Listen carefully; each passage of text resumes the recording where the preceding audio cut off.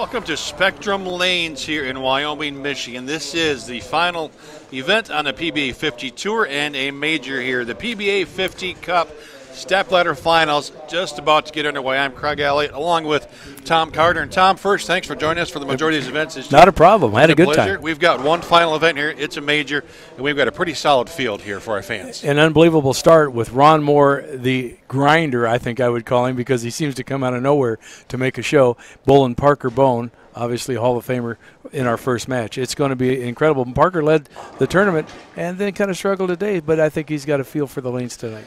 Yeah, nobody felt sorry for him struggling today. He had such a big blockage and a big lead. But the opening match is going to be great. Parker and Ron Mohr. Amleto Monacelli, another Hall of Famer, waiting for that. Amleto played the lanes totally different than anybody else today. I think it's going to be kind of interesting on how the lanes break down if his shot holds up through the entire hour-and-a-half show.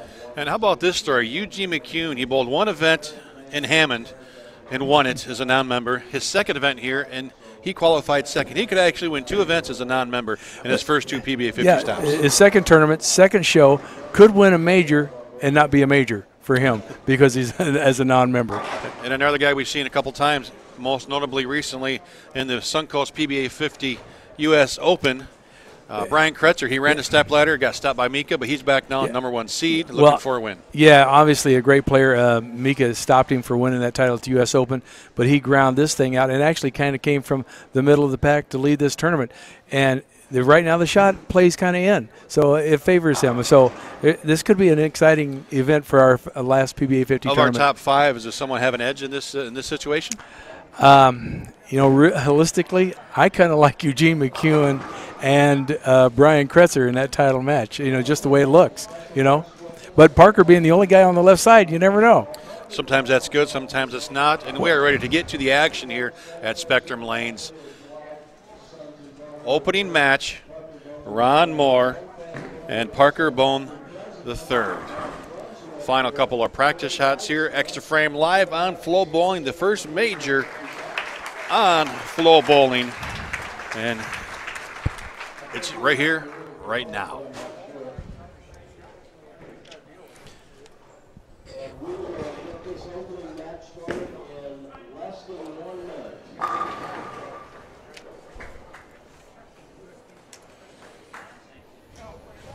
Of course, Ron Mohr we've seen, well, it seems like almost every week in the PBA50 stepladder over the last decade. I mean, he's 60, believe it or not. Well, yeah, he's a super senior, and it just seems like, you know, I don't know why he qualifies. It's just pencil him in for the show because he ends up being on every show.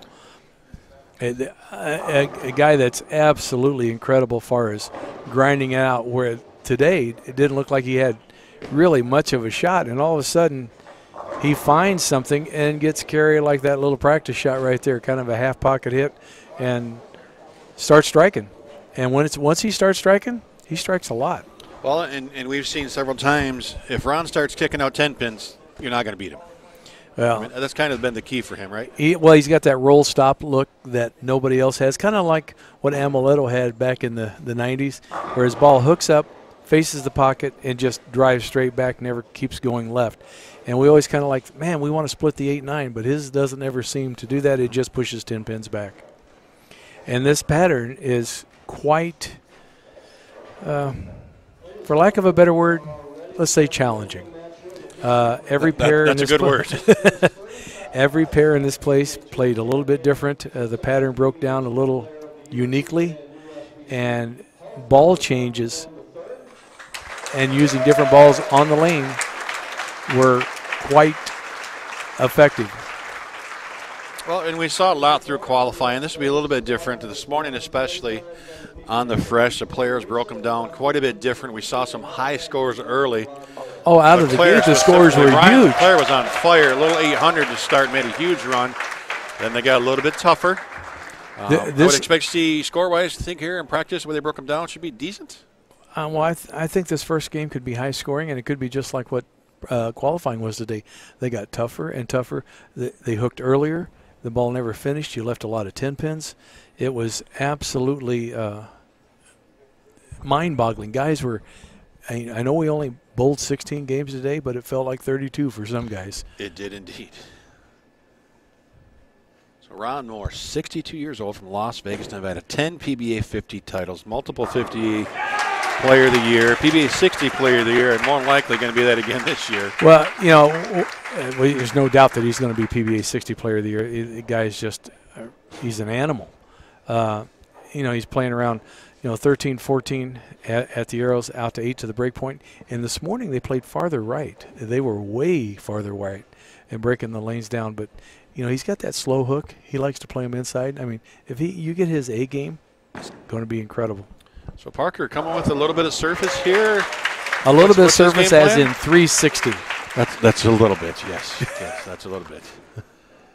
Yeah, Parker just whacked the living devil out of him in qualifying.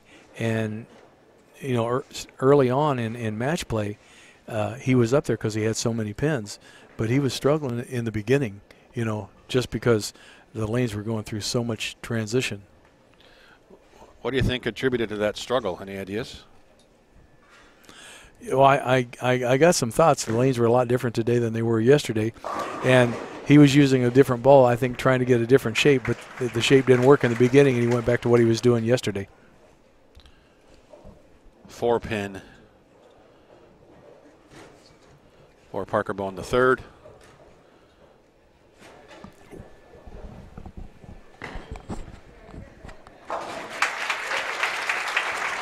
And in talking to that ball down there, he's don't miss that because missed single pins were quite prevalent this week. Well, the thing about the single pins is, especially 10 pins, because there's so much oil to the outside, you wanted to get it there, but if you pushed it, it fell in, then you're like, well, I can't get it there. And it literally, your plastic ball would hook away. And so things are a little bit mind-boggling this week. It's the same ball that High Road Nano pinned down, hold down, that he used when I bowled him in match play. I was fortunate enough, I don't know if you call it fortunate or not, I got in the match play round because Peter Knopp, his ankle literally locked up. I guess when he was a kid that he broke his ankle and he's got a bone spur and it locks up. And as an alternate, I got in and I had to bowl. And the only match that I won, believe it or not, was against Ron Mohr. And the only reason was he started with that ball, which he'd been using the whole day, and didn't switch soon enough. Coming in after 8 games have already been bowled and taking somebody's place, if you've never done that before, I got news for you. You have no ideas what the lanes are doing, where to go, what ball to use. It's an eye-opening experience. So Ron could have been the number 3 seed if you wouldn't have beat him. Yeah. There you go, Tom. I'm sorry. So Peter's okay? Yep, Peter's fine. He iced up his knee. He has to walk. It's kind of funny. He has to walk kind of duck walking because his ankle doesn't want to bend. But he'll be all right. So we've got Parker Bohn the third talking to his spare ball. We've got Ron Mohr talking to his strike ball, both on lane 21. And these players have been in this pair a couple times this week. Now, Ron got that a little bit wider than I think he wanted to. He walked it out, and he got it out to 6 down lane. And there's such a hang spot that if you get it out, you can hit the pocket, but it's 10-pin city. And like we said earlier, this first match could be pretty high scoring just for the fact that the back ends are crisper. Balls are going to turn the corner a little harder, give you a little more pin action. Once that transition starts happening, we could see some frustration.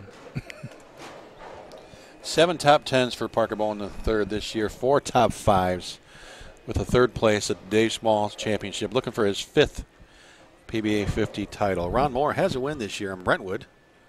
Could become the first 2-time or second 2-time champion on tour this year. Of course, Michael Haugen, our Player of the Year, won 2 events.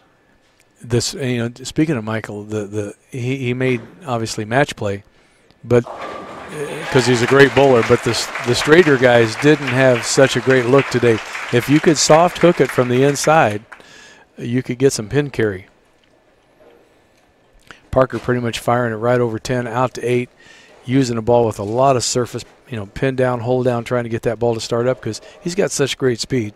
If that ball doesn't start rolling soon, he never gets the shape up on the back end. Yeah, we're talking about Haugen. He went 8-7-1 in match play, which is a bit of a surprise. But how about Eugene McCune, 13-3? He won a lot of matches. He did. Made a big run, and Ron Mohr walking that one out.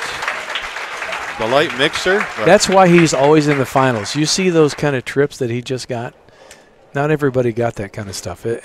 You'd hit him, but you didn't get that. It's just his unique ball roll. He's so up at the back of the ball, that light half mixer. And I don't know what he's got, but he's got the carry fairies. Because that guy can strike a lot.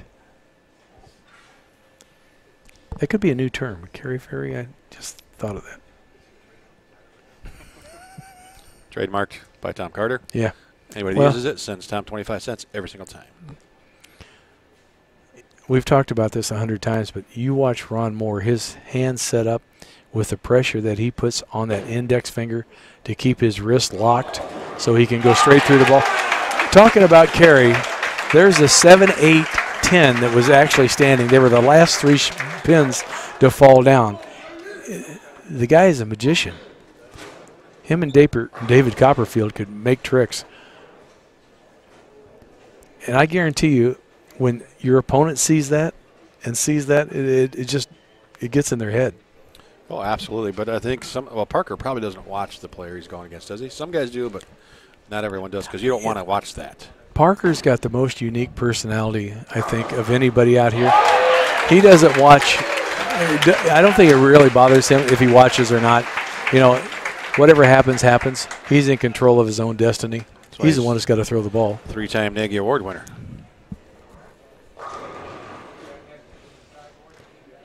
Another half pocket, but he sent. How about that carry? Yeah, well, you send the head pin across, you're going to get something done. We talked about that earlier. Messengers were few and far between this week. As a player, you love seeing that, but as an opponent, I mean, the Messengers are not necessarily a quality shot, correct? I mean, it's a little lucky break. Well, yeah, you're hitting half pocket, but the rev rates and the way these angles are today with the ball's entering the pocket, they send the head pin to the side, it bounces off, comes back across, and takes out pins. It's really cool to watch. You know, you didn't have a pin over there, but he sent another messenger. You know, well, you guess this might be high scoring, and well, Tom, so far you're a genius. Yeah, we got a 280 match going. I don't think they're going to miss much in this first match. It's just once this oil on this pattern that we have transitions, I think the match is coming up could be a little bit more tantalizing.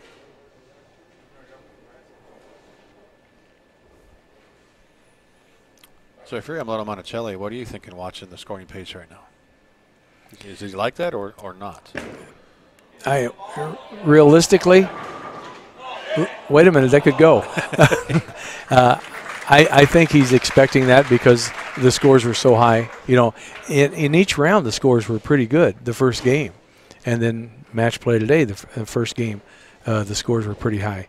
I don't think this is bothering him, but Amleto's going to be playing probably inside of Ron anyway if Ron wins this match. So all these guys are doing, I think, in Amleto's mind, is opening up his break point.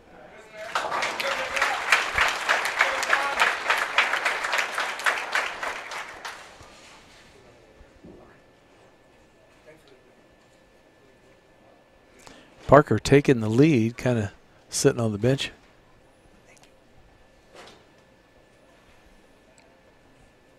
You still got 4 frames to go. You wouldn't expect to carry every shot, so still. Yes, you would. Well, you do, but the scoring pace we've seen this week, realistically, he understands he's not going to strike every time, more than likely. No. So it's far from over. And the pair that they're bowling on our show is a higher scoring pair other than the high end. The high end had some good scoring pairs. If we were on 9, 10, 11, 12, 13, 14, those pairs were tough.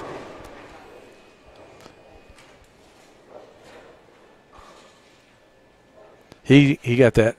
That's amazing that carried because he got that out to 4-5 down lane and come back. But he's got a softer speed. He's probably only throwing the ball, 14.5. Parker, on the other hand, throwing the ball 17.5. And he does it pretty much effortlessly. Just take a quick peek at Amleto on a fresh early this morning. 245, 244, 225, 245, 236, 245, Yeah, he's not worried about the scoring pace right now. I don't think so. Well, when you're a Hall of Famer, I don't think you're worried about the scoring pace at all, because that's why you're a Hall of Famer. You created some of that scoring pace.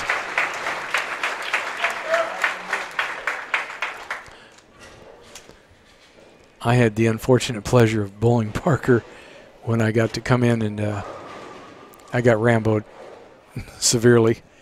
And he threw it just like that with the same ball. Kind of really firm, right around 8-10, and actually took it to only like 7-8 down lane and just annihilated him.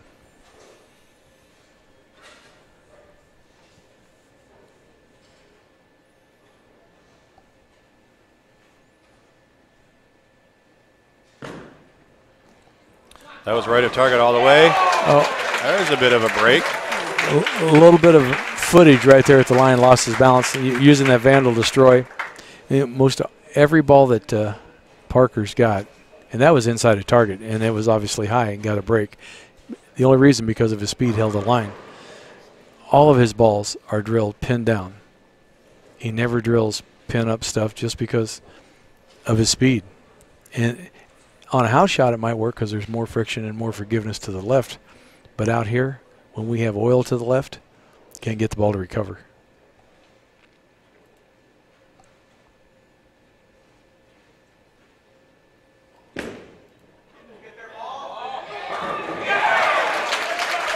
Well, if you go back and and you talk about Hall of Famers, great bowlers. I mean, if there's a guy that you want to throw one strike for win, I mean, Pete's the guy you're going to pick. If you got a guy that needs to spare for the win, Walter's your guy. But if you need a guy, just throw the high hard one and throw one in there with speed. And it's Parker. I mean, that well, is he's never going to give up the pocket. Yeah, that's his forte always.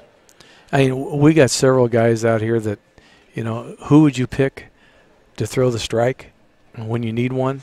I mean, you got Parker, you got Pete, I mean, Ron Mohr, Amleto. I mean, there's just so many guys out here that when it comes down to it, Norm Duke, Walter Ray, this is the Hall of Fame tour, for crying out loud. Ron Mohr, 2018 Hall of Fame inductee. Oh, and going to get any help. So just the ultimate. There's that half there. pocket If one hit. of those fell, he's still in the match. Well, ball crosses 12-13, out to 5, comes back. We're talking about the oil transition. This is starting to happen. There were times in qualifying and even in match play that 5 games in or 5 frames in a game, you'd change balls to something totally more aggressive because all of a sudden your ball just skipped the pattern. And you're like, how can that be possible? But out here, things like that can happen.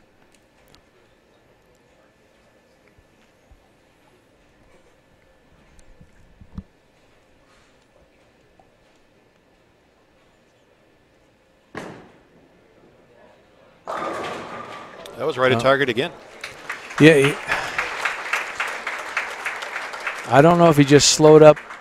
A little soft, maybe. Yeah, a little soft. That wasn't the higher hard one like he normally does, unless he thinks he's got the match in hand, is trying to, see what the lane is actually doing. Well, or just avoiding the big split, which those were all over this week as well. Well, the problem with getting soft, the ball went through the face and never did cross over hardly, so you ended up with a split. I'd rather see guys just stay firm. He's got this match. Yeah, 4 pins on this shot, and this one is over. What a rough way to end it. Had a great match going on. 7-10 for Ron Mohr in the 9th. Ended that. Parker Bohn the 3rd.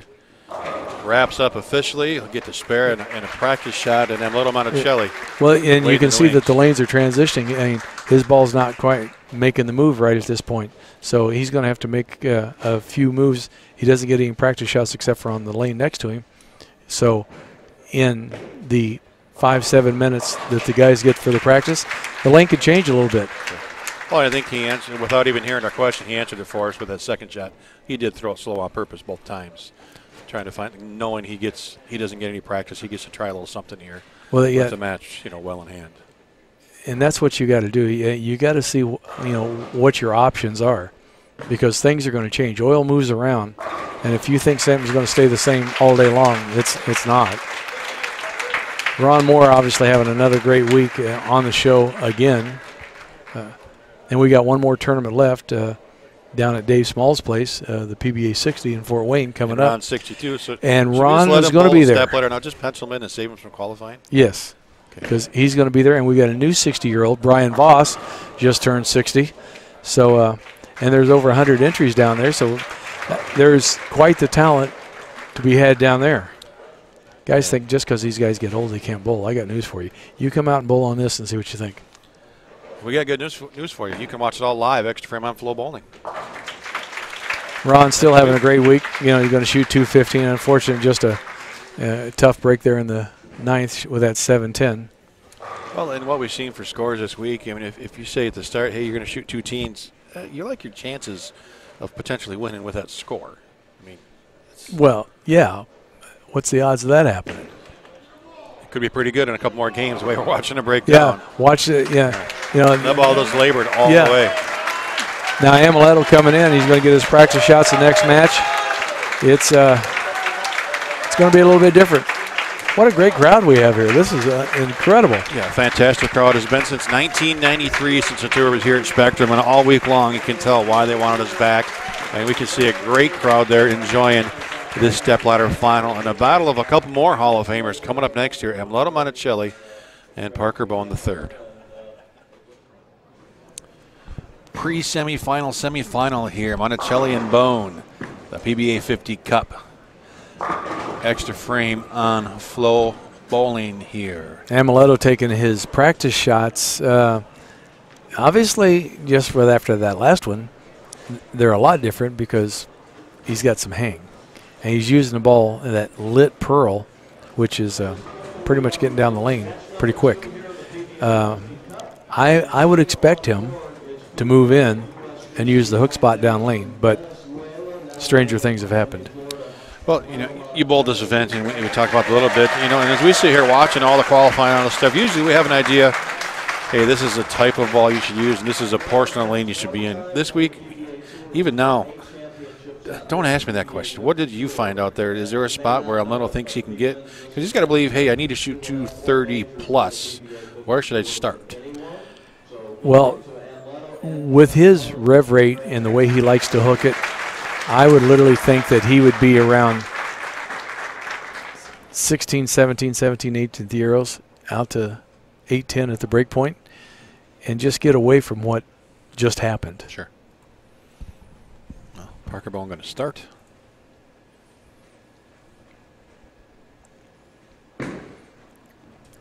Parker continuing with the same ball, and that just checked up. We missed it. And so did he. That ball comes in high right through the face. Oh, what a break that was. Well, why didn't something hit the 4-pin then if they were going to fall that much? Yeah, the 6, something came back and hit the 10, which hit the 6. And now he has a single pin spare. And Amleto is probably saying something in Spanish right now that we can't understand.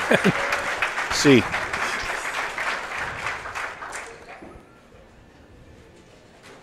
Well, let's see how your prognostication comes to life here. You're thinking like 14, 16-ish to about 8? Well, that's what I'm thinking. But, you know, he might try to do, which I don't know how good he is at it, kind of the high hard one and try to keep it on line like straight up 12, 13.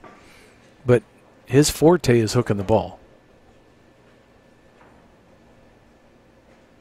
And just by his stance, I would say that he's going to try to stay right.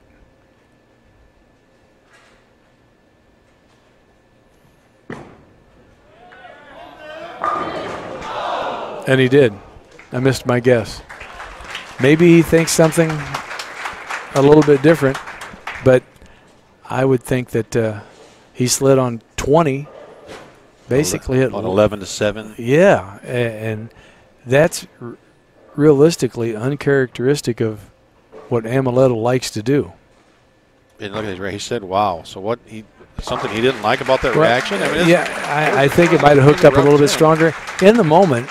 I think guys tend to get, when you're warming up and you're loose and there's no pressure, you might throw it a little bit firmer. When you're making that first shot, tempo might be a little bit slower. Ball hooks a little bit more because you're going a little slower, and you get that, whoa, I didn't expect that to happen. But on this pattern, a mile-an-hour difference makes a huge difference on what happens in the back end. This pattern literally has no hold to it. If you start it up left, it goes left.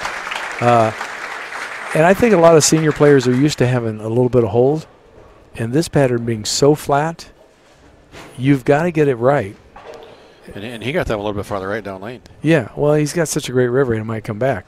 But, you know, he played like 12 or 13. It's like he's a little bit deeper than his first shot. But when we don't have hold with the ball speeds that we have on the senior tour, you see a lot of through the nose, Brooklyn.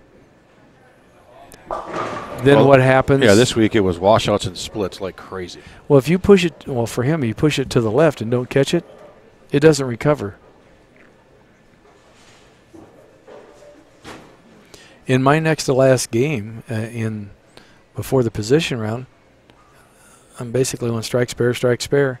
I hadn't changed a thing. I hit my target, the ball, it was on the right lane, and the ball just pushed, and I hit the 3-pin straight in the face. I went, what the heck happened there? You know, and we didn't think the lanes would, you know, change a lot on the left side. When talking to Billy O, he's down there helping Parker. But out here, especially with surface on the ball, he's changing his own track. You know, the ball track there, it's going to burn up a little bit, get a little bit of carry down. So he's got a choice. He can either move right a little bit and soften up, get it to hook, or he's going to move left and do what he does best, the high hard one.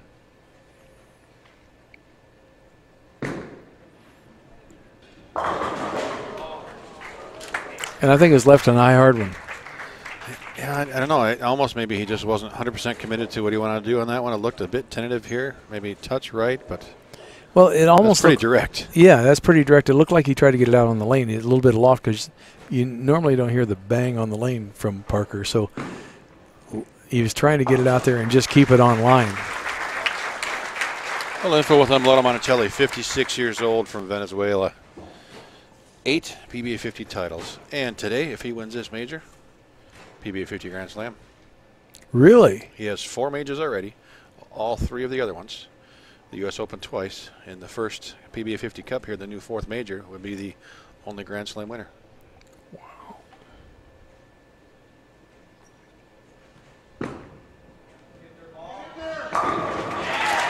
That guy is in such great physical shape, it's almost disgusting.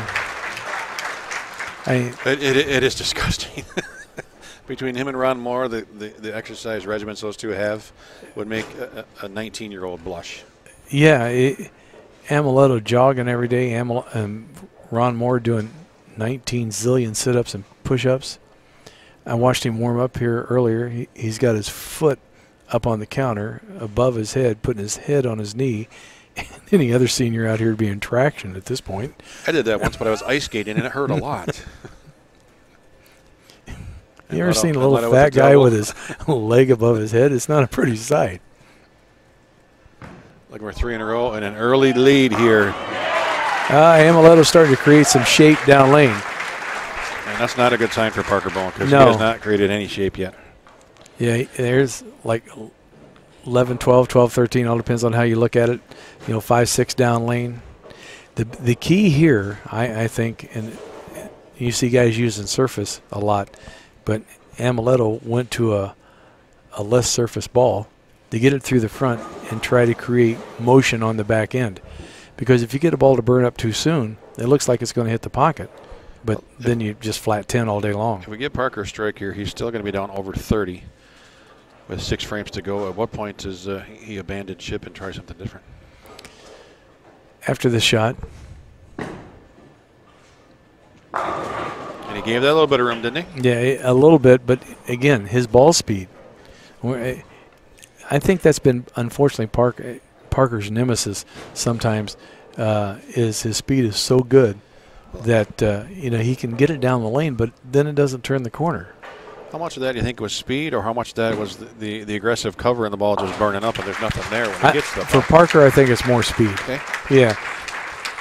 Just because he's got – if you actually look at Parker Bohn, stand up next to him and look at him. He's got such long arms. He's got this long, fluid swing. It's just easy for him to generate speed. It's not like he has to work at it. Some of us, have to grunt and strain to try to throw it as, that hard. And his is just so fluid. And how about the Saturday that Parker Bohn had representing the bowling world in Times Square yesterday? Oh, that was incredible. Flying there, coming back, competing, dominating the squad yesterday afternoon. I don't know how. He flies all over to do benefits and seminars and this thing he did on TV for National Bowling Day, then get back here in time to bowl. He'd be wore out. And he's always got the same demeanor. He's always upbeat. He's always happy. He's always laughing. I think the average person would be just shot. It's pro. 63 in the fourth. He's going to have to do something different. Either change balls, slow it up, arc it a little bit, but I don't think that's going to happen. He's going to move left and just try to jam it in there because that's what he was successful at in qualifying.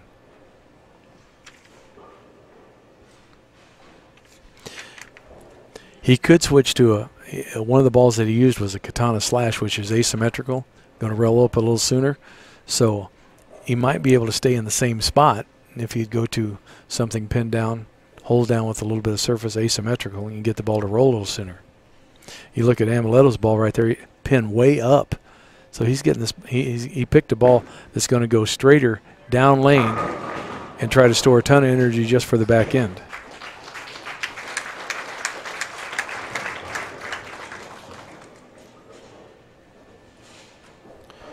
Well, 2:48 game on for Parker with a bunch of strikes, and yet to strike here in game two. Just a little bit of breathing room with Monacelli not striking there, but he's still got a ton of work to do. Gonna be down 36 with a spare conversion.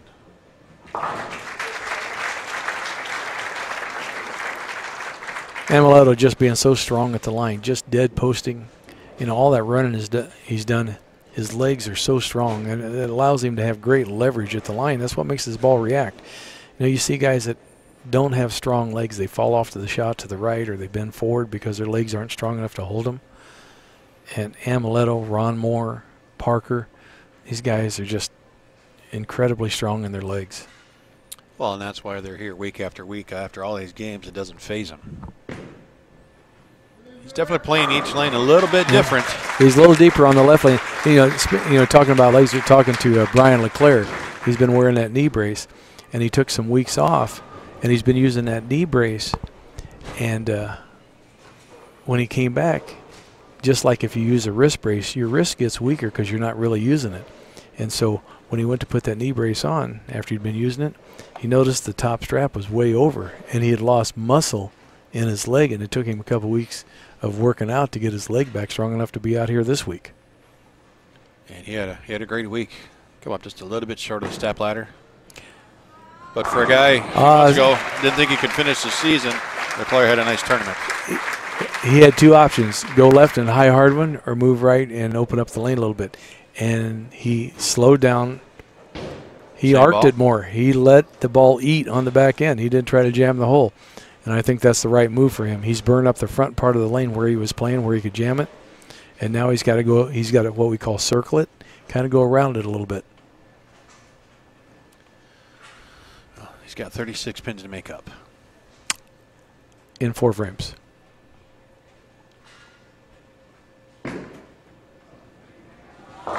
That wasn't anything like the shot on the right lane. He tugged that one from the get-go, and he knew it, and he didn't like it. And it's frustrating. You can see the frustration on his face. That ball hit like 12-13 and never went left at all.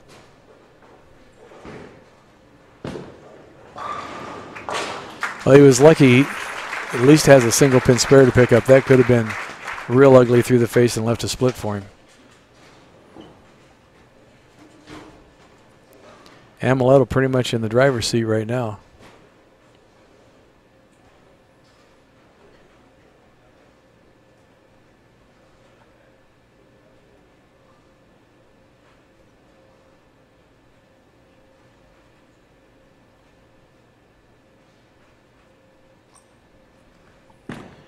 It got really quiet in here before that shot, and a little shaker 5. And this match isn't over. No, he amped that one up a little bit. The ball never made the turn. He crossed like 13 at the arrows, out to 8.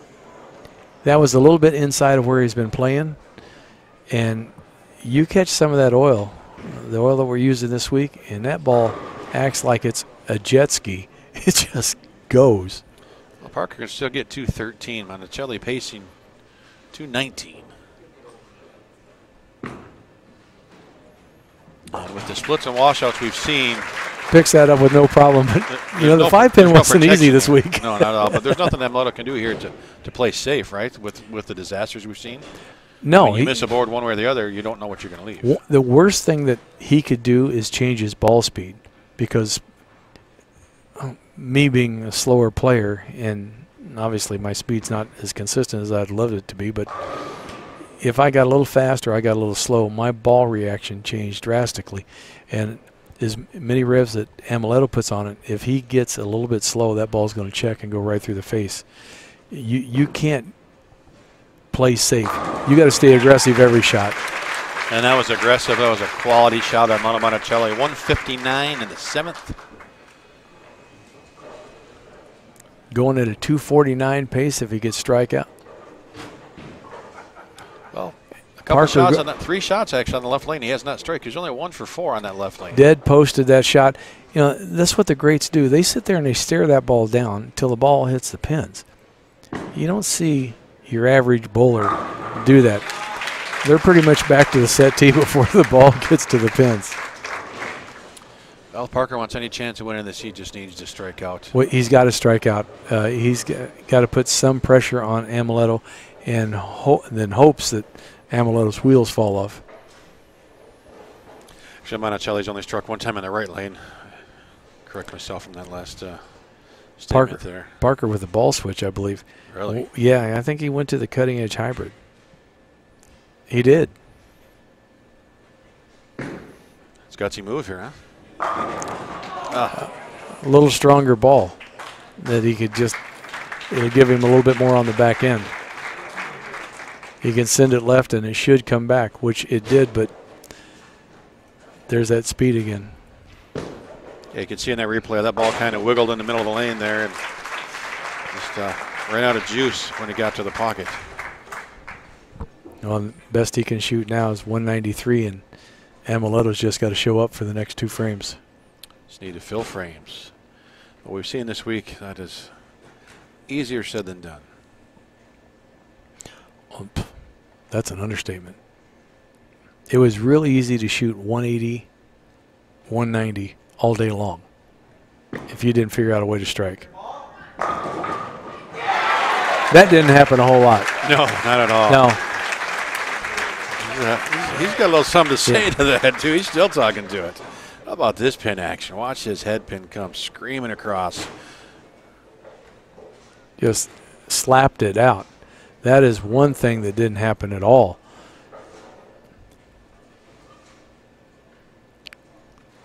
A special added attraction for FloBowling on the show today.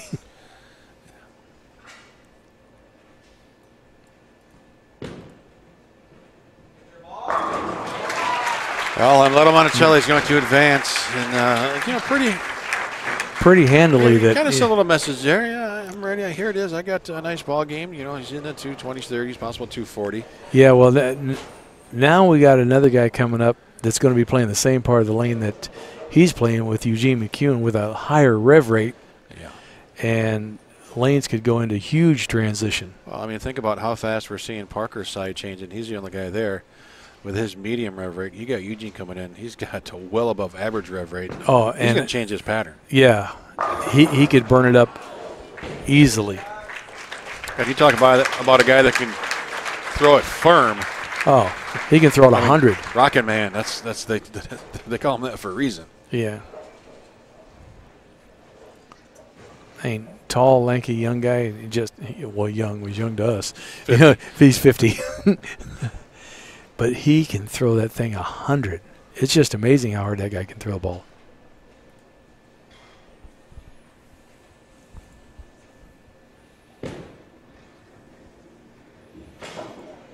That's just Amleto trying something different. I'm sure the whole crowd understood what he was doing there. He wasn't trying to make it different ball, just seeing what the shape was. Nice little 237 for Amleto. Parker can shoot 193 if he goes all the way out. Opens it up a little bit, softens it up a little bit. I just think on the senior tour, he's got to get used to doing that a little more so that his ball reads these patterns.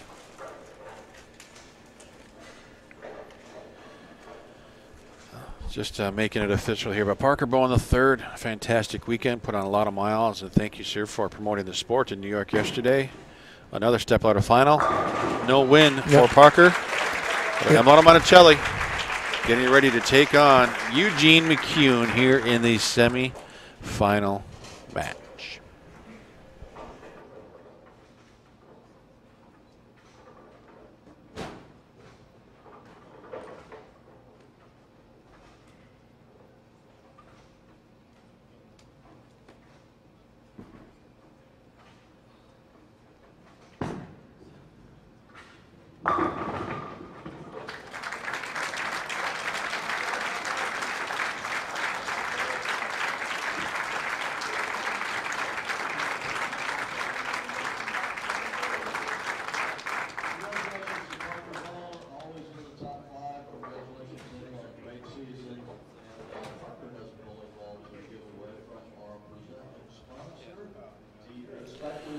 Well, this is a pretty interesting match here.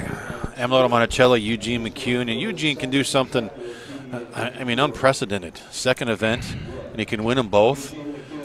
As a non-member, you know, he's a member. He's 3 PBA titles. Hasn't been a member for a while. Just turned 50.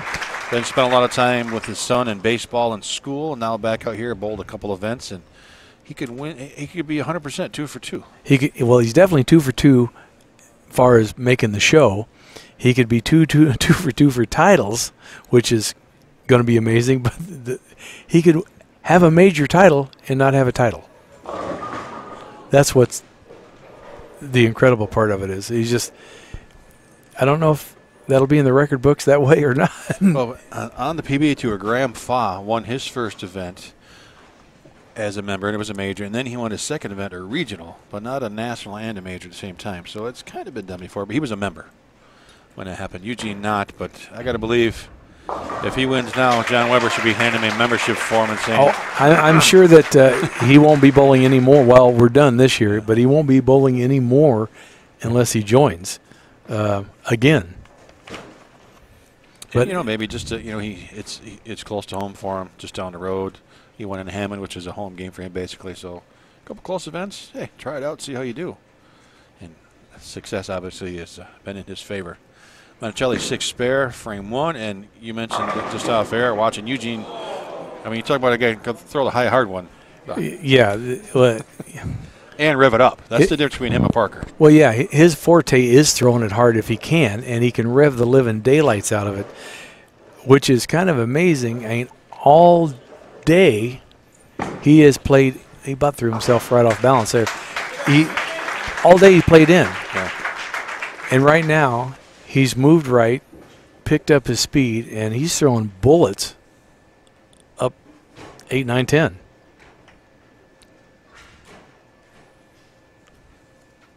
He won his first title here in 2002. He's familiar with his center, so maybe he knows something that we don't know. That's why he moved right and is playing hard and straight.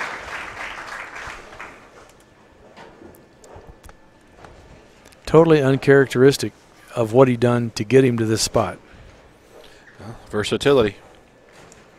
Well, that's the thing that we say. If you're going to come out here and try the tour, you better be adaptable. Of playing a lot of different lines, a lot of different speeds, loft, no loft, hand positions. You better have some tricks. And great shot by Amleto. He's doing what he did, opening up the lane a little bit, arcing it. So we're going to see 2 totally different styles here for this match. But if you don't have some versatility out here, when you come out, you will have if you stay out here, because you'll learn to do a lot of different things. Or you'll be going home early. Right, and if you're kind of a one-trick pony and you don't want to change what you're doing, exactly, you'll be going home early. I got 2 of my good friends that came out doing this swing, the Midwest swing, one from Green Bay and one from Arizona. And the one guy's got great speed, but he's used to playing way right and kind of piping it to the head pin. And this was a no re-oil tournament, so when he was on B squad, there was no shot outside. You had to be inside, you know, literally 5th and 6th arrow. And he goes, I've never done this in my life. I don't even know what to do, you know. And you don't learn that at home. You got to be out here to do it. Even if you went home and practice it, the lanes don't break down the same way as they do out here. Great reaction. Metal staring it down, the wobbly 8-pin.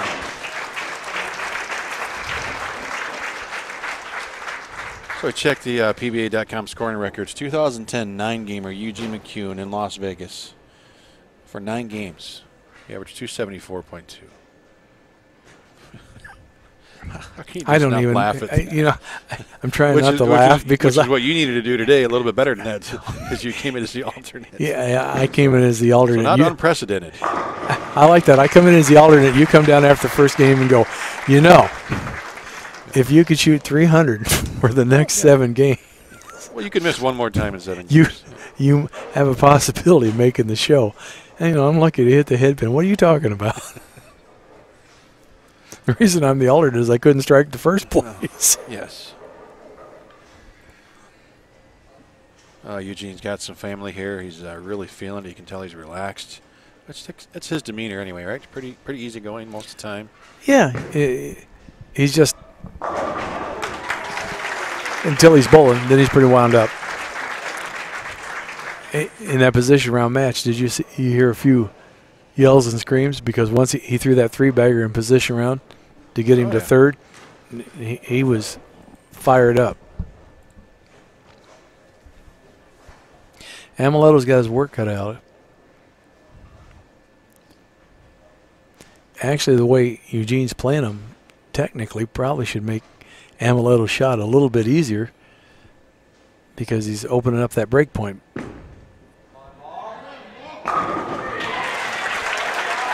So far, so good. You know, so look at these numbers. Eugene's got another scoring record, the 14-gamer. 05 in El Paso, he averaged 260 for 14 games. So he knows how to strike, and he's showing us right now. We talked about it when we were in Hammond, and he was on the show and won. That I remember him pulling the grips out of a ball, throwing it over the left gutter so it didn't hook so much, so he pulled the grips out of it to shoot 279. He knows how to play the entire lane. I don't care if it's the one board on the right side, clear to the one board on the left side.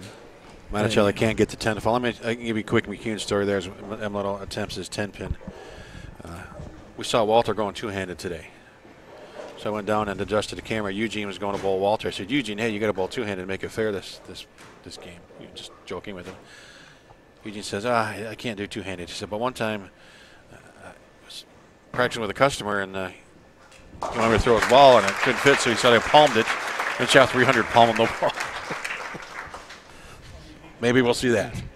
But that's when you know you just got too much talent. Yes. And he comes from a bowling family. Don McCune, the soaker. I think he was the guy that changed the whole industry, made the balls hook. That is the only problem with throwing heat outside. If you miss right, there is conditioner out there, and your ball will not read it. You see right at the rangefinders there, that ball started to pick up and then just wiggled, and that was it. And, you know, blowing past the break point with that speed is when you throw it that hard, he's got hard to do. He's got the 2/8 there. He needs to feel pretty lucky that he doesn't have the 10 with it.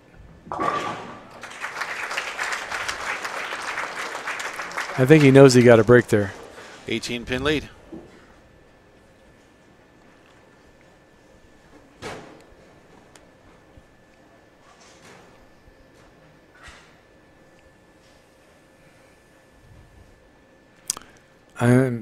I guess I'm still befuddled to a little bit that he hasn't gone in, and because everybody from the get-go on all the squads, and then this morning opened up the lane.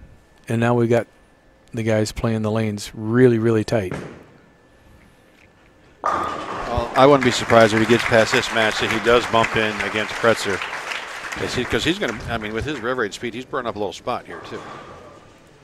That looked like it might have been a little bit farther right, but he started it up, walked it out. He's playing a totally different line, and that's the line that they started playing this morning on the fresh. Everybody was out that far, but that didn't last long. That burned up pretty much in a game and a half, and then everybody pole vaulted to the left and started playing around third or left of third arrow. And we see Monacelli score here. Remember the last match he had trouble striking on the right lane. Now he's having trouble striking on the left lane. And that's because the lanes change so much so fast.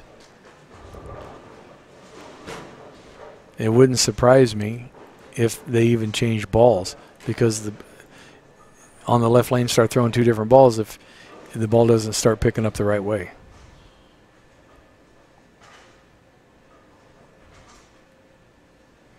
Ameleto's been in this position so many times that it's kind of like old hat. So is he thinking in Spanish standing there, do you think? I'm pretty sure he is. Have you talked to him in English? You know, I actually haven't talked to him a lot, just in passing, you know. But no, he's good English? Yeah, it's pretty good. It's kind of like Peter Knott from Germany. He's got a good English. So he needs to practice. But then there's some words that, you know, it's kind of like they're looking for the right word to say. We all go through that quite a bit.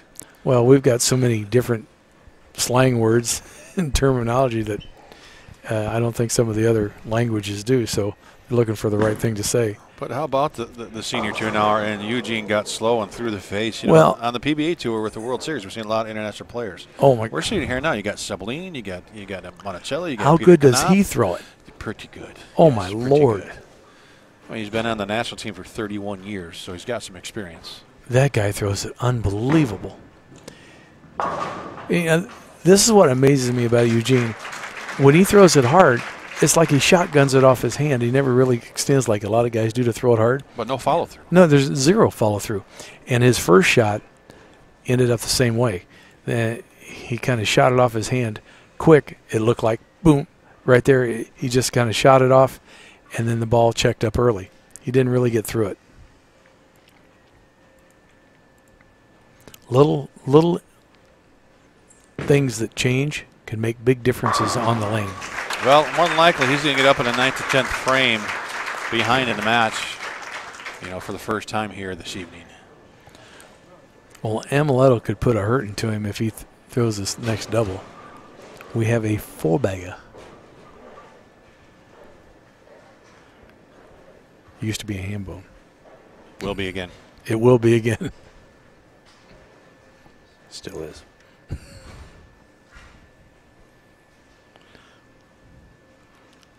They were talking about that, I think it was on the PWBA the other day, and they had ham bone for a four-bagger, Yahtzee for a five-bagger, yep, six-pack. Double turkey. Single turkey for Monacelli, 3 in a row now. I think Kelly Kulik, when they called it a seven-bagger, it was train ride or something she said. Let's call that a good game. Yeah, I didn't understand. Ham turkey dinner. Ham turkey dinner. Jeff Goodyear in the background. I'm just hungry now. Foreground. Monacelli. 16-pin lead with the strike here.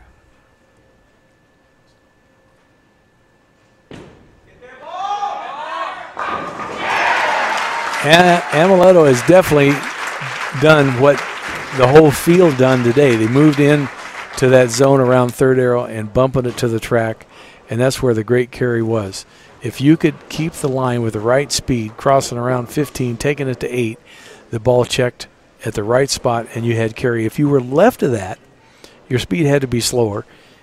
Hopefully it turned the corner, and then hopefully you carried out the 10. Oh, with the mark, Amelo's in the 220s with the spare next shot, but Eugene can get to 234. So he's He's 3 here to put any pressure on Amleto.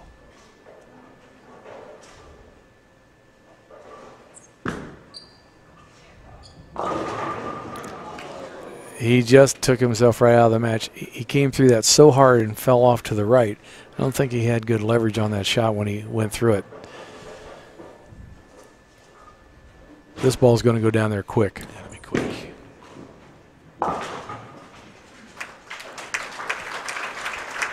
It wouldn't have surprised me if he'd have bounced that out.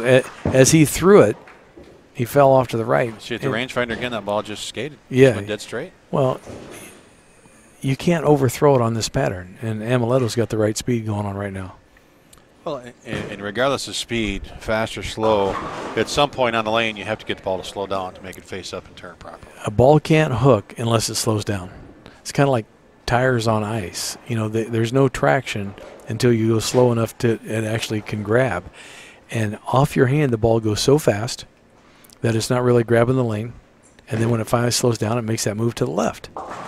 And throwing the ball hard is not always the right thing to do, you know. Granted, yeah, you can hold a line, but if you throw it through the break point, the ball won't face up and go through the pins the right way. It's not going to be the last time you see Eugene McCune. He's 2 for 2 on making shows.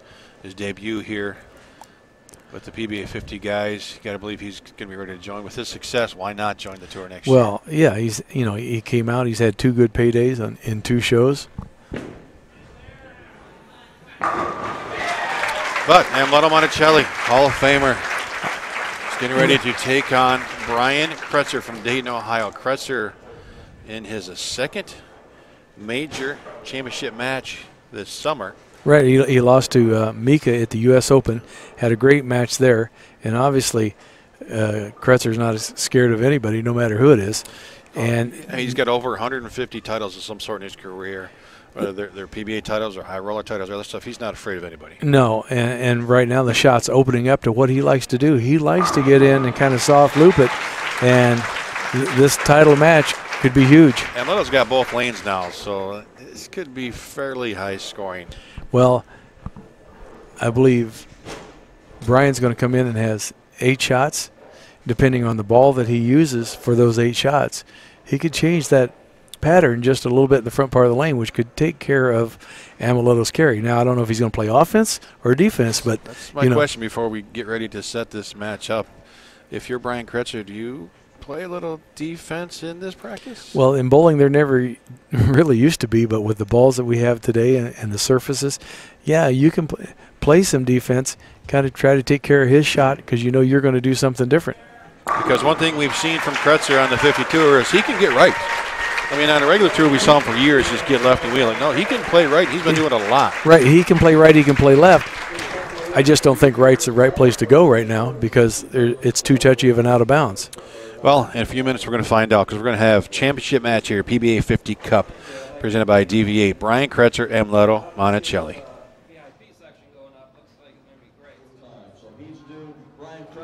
Well, if you're not ready for the championship match, you have about 7 seconds. This is going to be quite interesting after watching Brian Kretzer open up with his practice shots, surfacing a ball every time he threw it. So the question is, did he try to tear up Ameleto's line, or is he trying to make a better line for himself? And maybe the answer is both simultaneously. We'll find out when we see his first shot after Amleto starts the match. Yeah. Amleto looks like he might have moved in just a pinch, but basically throwing the same line. So now well, he understands the chess game as well. Oh, yeah. He knows it's going to happen. Now, either Brian tried to burn up his line so he can move inside of that, or he's just trying to duplicate what Ameleto's doing. And there's basically only 2 options here. So he was taking that intense fire, which he's throwing again, and he was surfacing that every shot that he threw it in practice.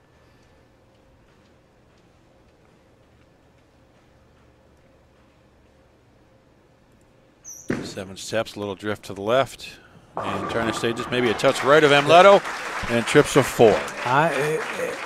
It just looks like he's trying to jump on top of Ameleto's line. Is that a good idea or a bad idea?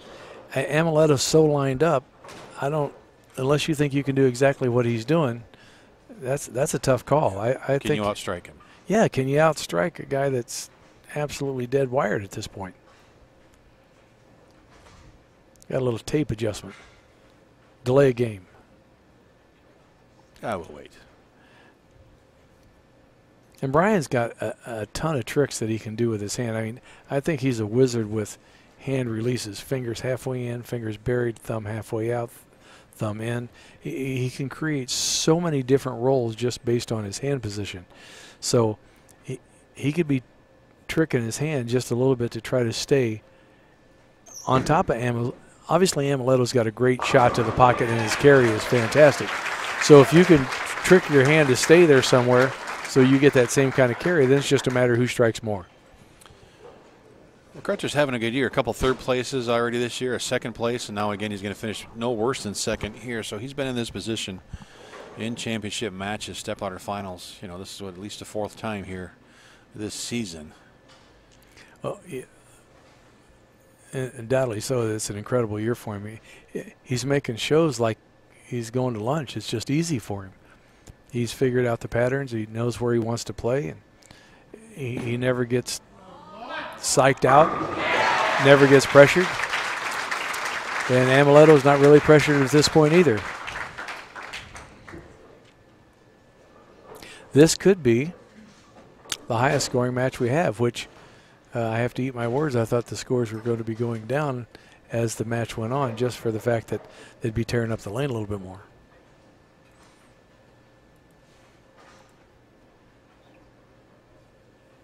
That's probably why I'm back here and I'm not out there bowling.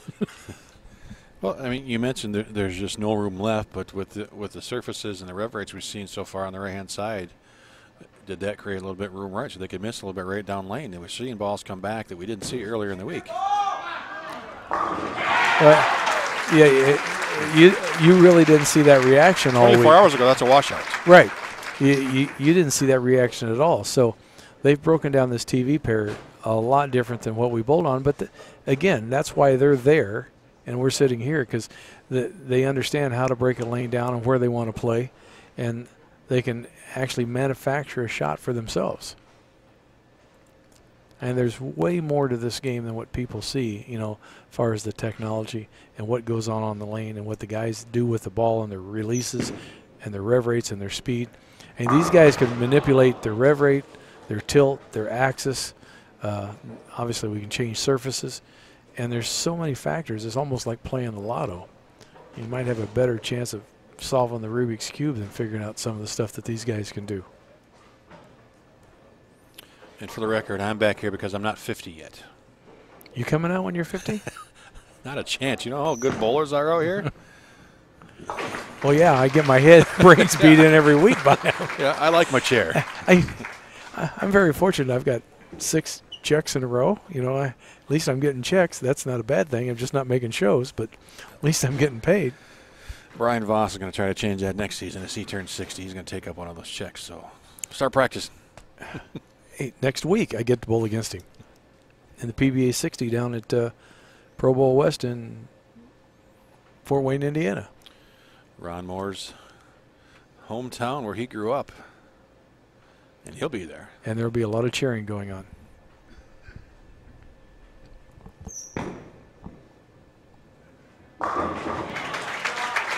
Brian not totally solid on that shot, but got away with it. Holding the line, he's shaking his head going, I don't know what's going on with the approach. He's had some sticking issues today. We saw it earlier, I think, on 23 and 4, where he's stuck a couple times, and you know, he lost a match, back-to-back splits. You know, good for him that he struck, but you know, when you fall off a shot and you throw it, can you repeat that? You know, that's the thing about it. Yeah, you got to break, but repeatability is what makes guys like Amleto and Norm Duke, they're dead rock solid at the line. Well, that and he learned nothing from that shot either. There's nothing to take from that shot because he just because you don't know what really happened. Yeah, Amleto's got both lanes now, and you can't count on him to miss and help. Yeah, he's starting to walk out shots, and you know the way Amleto's bowling right now, it wouldn't surprise me to see a whole bunch of strike clear to the 10th.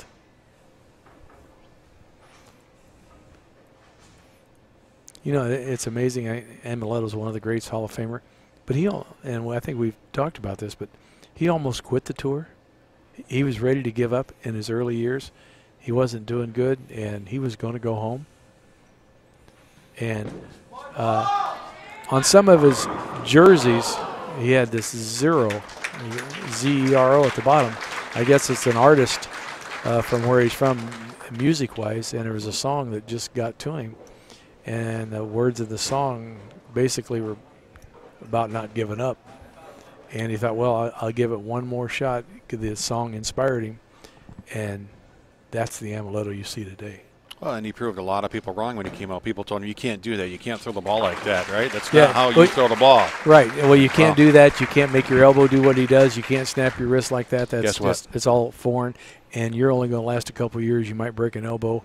You're never going to last. You're going to hurt yourself. Where are those people now? Not bowling. Right. He's still bowling. Well, and, you know, Kretzer went through the same thing in his career, right? He's got a unique style. The drift, you can't drift. You can't do that. You have to throw it straight. You have to walk straight.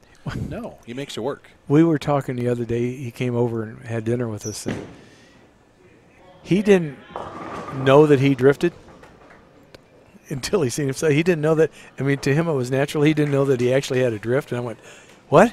What do you mean you don't know you had a drift? So he doesn't look at his feet from start to finish, obviously, because they're. Well, he looks at the foul line. Okay. He picks a spot at the foul line and he walks to it, and he didn't realize he drifted. And just like in an earlier match, a lot of strikes to start. How about that conversion? There you go. 4-10. Crucial to stay in the match. Only down 20. Yeah, if he doesn't pick that up, Ameleto's kind of walking away with this. But you know, his first shot obviously hit that out of bounds.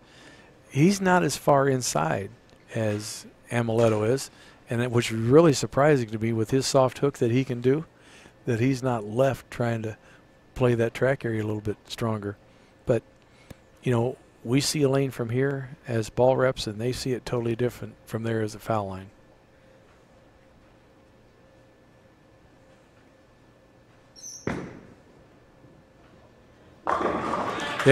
And if you watch Brian, he's way more direct. He's crossing like 11, 12, 12, 13 as the arrows.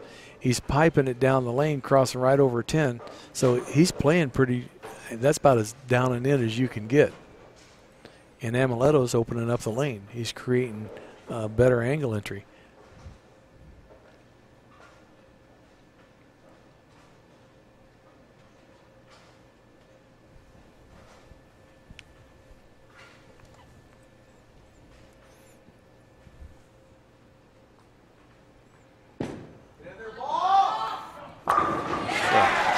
He has got it all going on right now. I still love how quiet it gets here in Spectrum Lanes. A lot of fans, very respectful. They understand the situation, what's going on.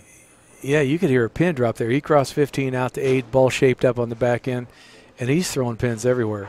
And I would have to say that Amleto is definitely right now in his comfort zone. And when you feel comfortable, your swing gets loose, and you know you're going to strike. It's a 20-pin match right now. Amleto going at 279 pace.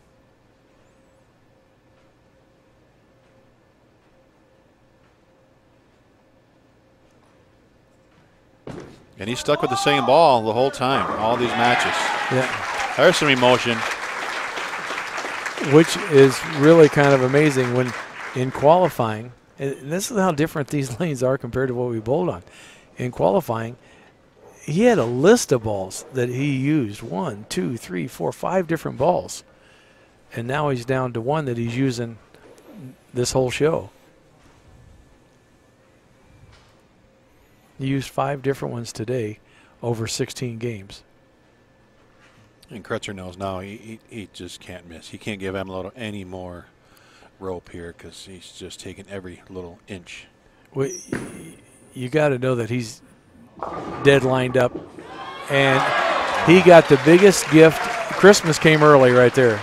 Well, he 2-4-10 last shot, and it comes up late again. Yeah, it looks like he threw it in the same spot, and he is totally fortunate that that 2-8 just fell out.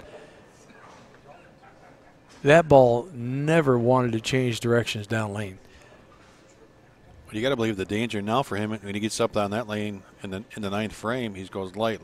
You make a move, you go through the face. Well, yeah, and the ninth frame being your foundation frame, if you don't strike that frame, you lose tons of pins, and he's going to need every pin he's got as lined up as Amleto is at this point. Brian with that 7-step approach, which used to be like 13 steps. All right.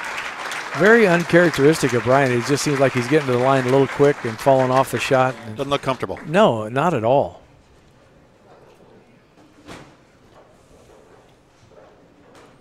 It's a good thing you got the ball to the right, because normally when you fall to the right, the ball is dead left out of your hand, and it goes right through the face.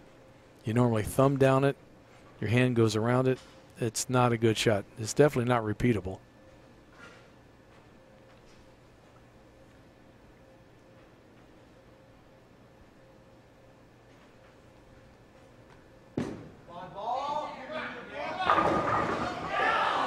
Oh, he was walking that out. He thought that was good. Ball just didn't quite make the turn on the back end. We got a match. Well, that opens up the door for Kretzer a little bit. That was left of 15 at the arrows, so it never got really out to the friction, the break point to turn the corner. So, you know, a half 10 should be as easy spare.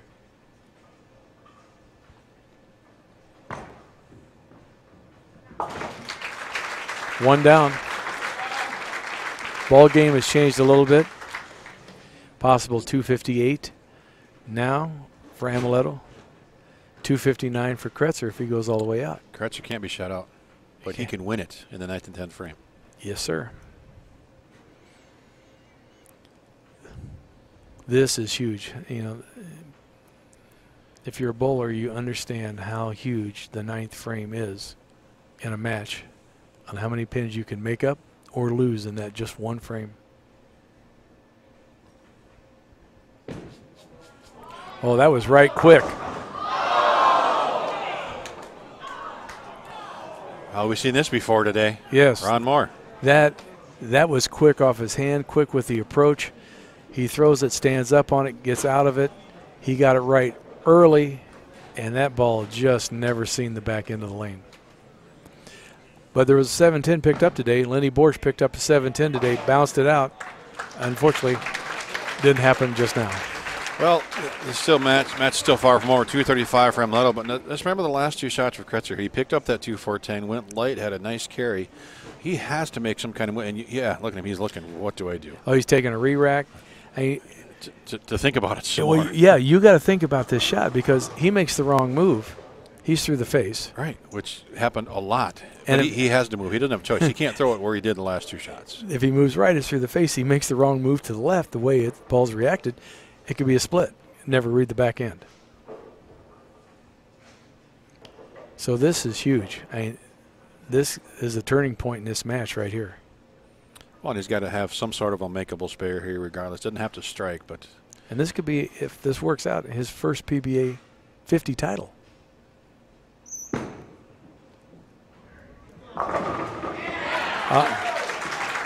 Obviously, he made the right adjustment. It didn't look pretty going down the lane. No, not at all. And he wasn't too confident walking that one out either. But he was effective. Yeah, he got through it. He a little bit of head tilt. He got like, I hope it, and it did. That's the don't give the pocket away, wash out defense. If it goes a little high, fine. I sent it right, and a good break.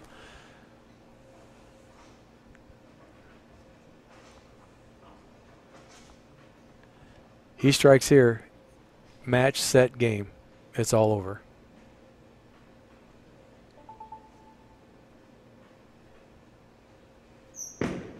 Good shot. Down to 8. And flushed it up. Brian Kretzer going to win his first PBA 50 title. And a major. Well, he's been so close so many times, and just a couple months ago against Mika, and he's got to have some great feelings going through right now. Needs to finish things up, though. Well, that was a good shot. He posted that, went through the swing. He knew that was going on.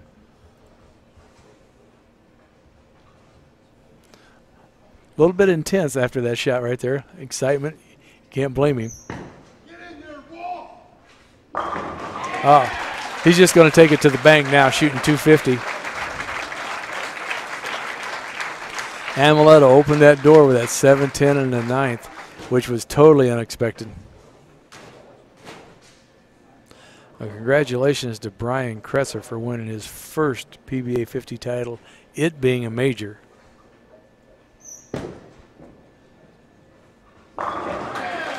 .259. Beautiful finish.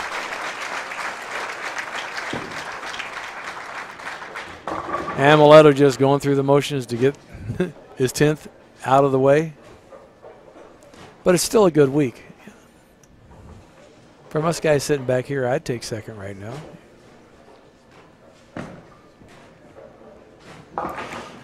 Easy spare, one more shot for Amleto.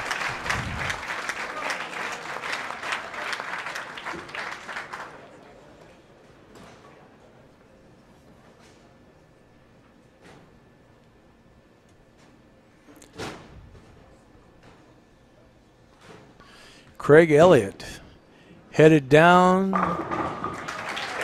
lane side. Be coming up with an interview with Brian Kretzer on FloBowling.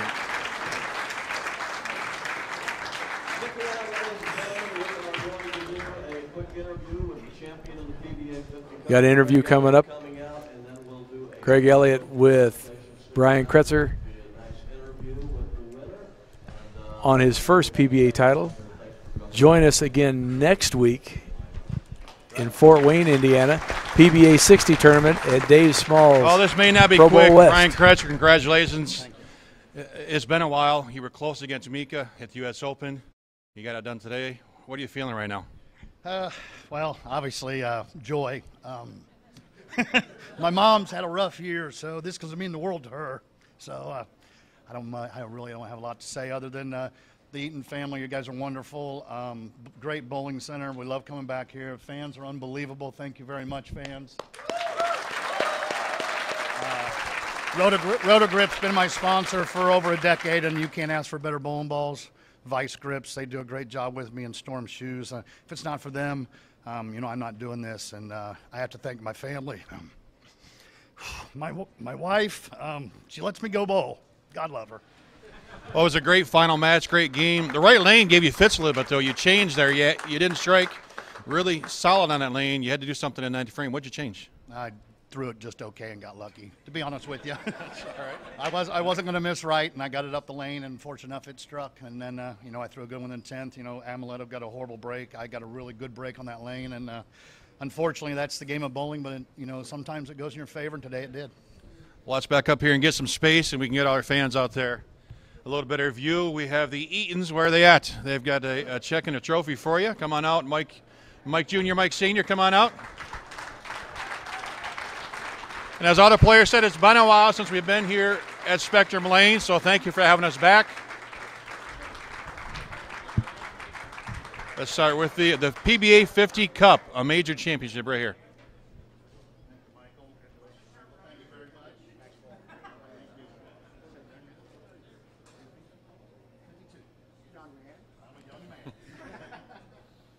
I do have a quick story for all the fans. Last year, I started my own regional, PBA50 regional, and Michael's been one of my great friends, and he ran a wonderful bowling center in Cincinnati. I called him and said, you know, Michael, would you like to have a PBA50 regional right before mine to help the bowlers come in and bowl? And he goes, Brian, I'd love to help you, but my father and his partners offered me a great deal up here at my home bowling center. So he got to come home, which I was very happy for him, and he told me, he says, once I get my feet in the door, we'll see what we can do. And he didn't put on a PBA50 regional, he put on a PBA50 major, and I want to thank him for it. Thank you very much. Well, let's bring in Mike Sr. with a check here. Thank you very much, sir. Thank you very much for having me. Mike, come on over a second. It's been a couple years since the tour's been here. Great crowd, great job. Yeah, it's awesome. How's it feel to have a nice tournament like this? This is great. Thank everybody. Thank you for coming out. It's great. It's nice to have a welcome committee like this when we come back. Brought them back. We'll have them back next year. They are coming back. I talked to John earlier today. We did commit to having them back next year again during this same week. So join us, come out again, and have fun with us. Thank you very much, everybody. All right, thank you to all the fans. Brian Kretzer, your inaugural PBA50 Cup championship, his first win and a major. Congratulations, Brian.